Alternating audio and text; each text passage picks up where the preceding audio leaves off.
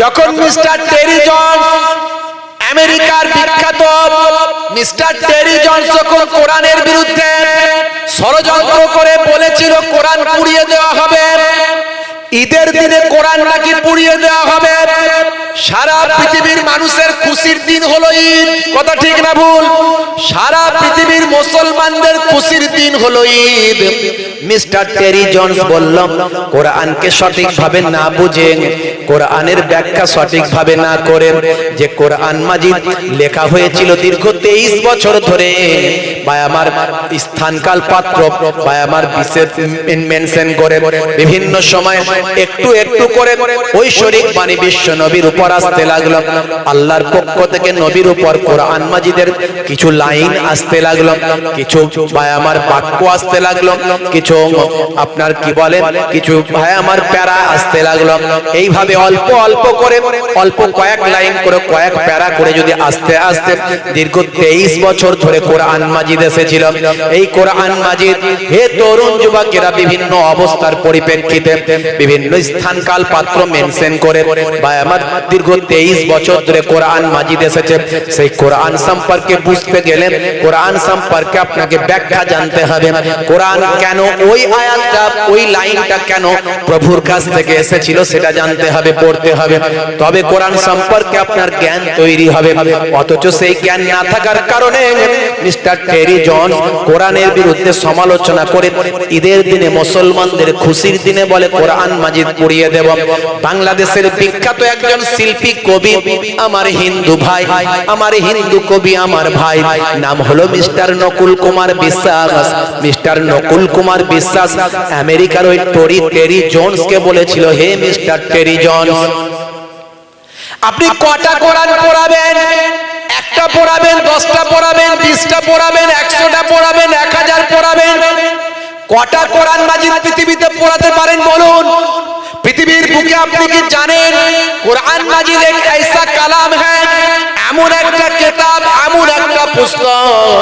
হে তরুণ যুবকেরা, পৃথিবীর জমিনে কোটি কোটি কোটি কোটি হাফেজে কোরআন আছেন, তারা তাদের মুখস্থ বিদ্যা দিয়ে প্রতিনিয়ত তারা বলবেন, আবার প্রিন্ট হয়ে পরের দিন কোটি কোটি কোরআন মাজিদে ছাপা হবে। কে বলেছিল? মিস্টার নকুল কুমার বিশ্বাস। এটাই তো সম্প্রীতি, এটাই তো ভ্রাতৃত্ববোধ, এটাই তো হিন্দু মুসলমানের মিলন। আমি আমার স্টেজে শ্রী রামকৃষ্ণ পরমহংসদেবের কথা বলি, আমি আমার স্টেজে স্বামী বিবেকানন্দজির কথা বলি। স্বামী বিবেকানন্দজি তিনি বলেছিলেন, জীবে প্রেম করে যেই জন সেই জন সেবিতে ঈশ্বর। তিনি শিকাগো পর্যন্ত গিয়ে ভারতবর্ষের সম্মানকে পৌঁছে দিয়েছিলেন। তিনি বলেছিলেন, ভারতবাসী আমার ভাই, সে হাঁড়ি হোক, চন্ডাল হোক, মুচি হোক, যে ধর্মেরই হোক, যে সম্প্রদায়ের হোক, যে বর্ণেরই হোক, স্বামী বিবেকানন্দজিকে নিয়ে যদি গবেষণা করা হয় সেখান থেকে বিরাট গবেষণার বিষয় বেরিয়ে আসে। হে তরুণ যুবকেরা, হে আমার মুরব্বিয়ানেরা, তাই স্বামী বিবেকানন্দজি একজন মনীষী, তার বাণীগুলো তার উক্তিগুলো যদি আমি আমার মুসলমানদের মানুষের মধ্যে যদি পৌঁছে দিয়েতে দোষের কিছু নাই, গোনা হবে না। আমার ইসলাম বলে না অন্য ধর্মকে সম্মান করতে, আমার ইসলাম জানিয়েছে যারা ভুল ব্যাখ্যা করেছে, ভুল বার্তা মানুষের কাছে পৌঁছেছে তারা জানে না। হে তরুণ যুবকেরা, ইসলাম শান্তির কথা বলে, ইসলাম বলে ধর্মে কোনো জবরদস্তি নাই, লা ইকরাহা ফিদ্দীন, ধর্ম জোর করে হয় না, জোর করে কাউকে ধর্ম ঢুকিয়ে দেওয়া যায় না। জোর করে হয় নাকি? হ্যাঁ, ধর্ম হচ্ছে ভালোবাসার জিনিস, ধর্ম হলো আপনাকে গাইডলাইন দেবে, ধর্ম এসেছে আপনাকে সৎ পথে পরিচালনা করার জন্য। আপনি যদি সৎ পথে পরিচালিত না হন তার মানে আপনি ধার্মিক নন। বছরে একবার করে ঈদের নামাজ পড়লে ধার্মিক হওয়া যায় না।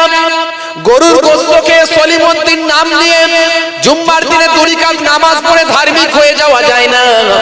আপনার জীবন জিন্দেগির মধ্যে আছে চুরি ছিনতাই, আপনি মুসলমান হয়ে আপনি মারপিট করেন, খুন খারাপি করেন, আপনি মুসলমান গালমন্দ করেন, আপনি সে মুসলমান হতে পারেন না।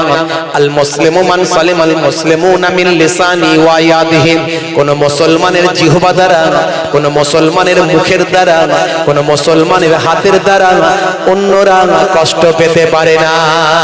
যে মুসলমানের মুখ আর হাতের দ্বারা অন্যজন কষ্ট পায় সে প্রকৃত মুসলমান হতে পারে না।